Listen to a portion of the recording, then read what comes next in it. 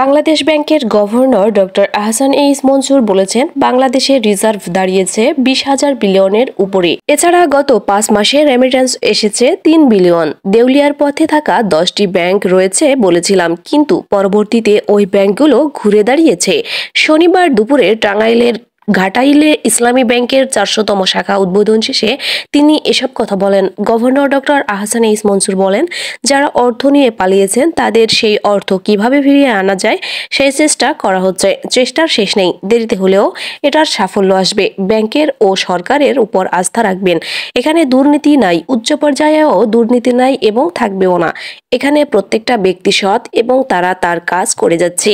আমাদের রিজার্ভ কমবে না, বরং বাড়বে। আমাদের 26 থেকে 27% রেমিটেন্স প্রবৃদ্ধি দেখছি। এটা কিন্তু অল্প টাকা নয়। এটার কারণ অর্থ পাচার কমে গেছে, অর্থাৎ সুশাসন প্রতিষ্ঠিত হওয়ার বিদেশে পাচার কমে গেছে। ফলে অর্থটা বাইরে ডাইভার্ট না হয়ে বাংলাদেশে চলে আসছে। ব্যাংকগুলো পারিবারিক প্রতিষ্ঠান নয়, ব্যাংক হচ্ছে রক্ষণাবেক্ষণের জন্য আমানতকারী প্রতিষ্ঠান। ইসলামী ব্যাংককে বাদ দিয়ে বাংলাদেশের অর্থনীতি আগাতে পারবে না। তিনি আরো বলেন, ব্যাংকিং খাতের ধস নিয়ে অনেকেই চিন্তিত ছিলেন।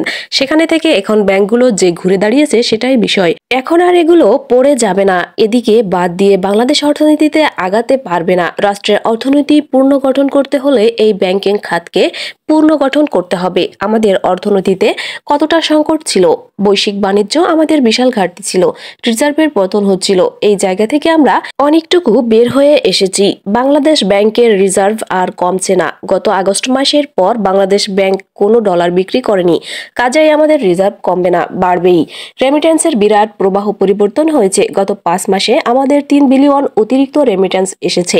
ইসলামী ব্যাংকের চেয়ারম্যান ওবায়দুল্লাহ মাসুদের সভাপতিত্বে বক্তব্য দেন এক্সিকিউটিভ কমিটির chairman Abdul Jalil, risk management কমিটির chairman doctor M Masud Rahman, audit কমিটির chairman Abdus Salam, independent director Mohammad Khurshid Wahab প্রমুখ।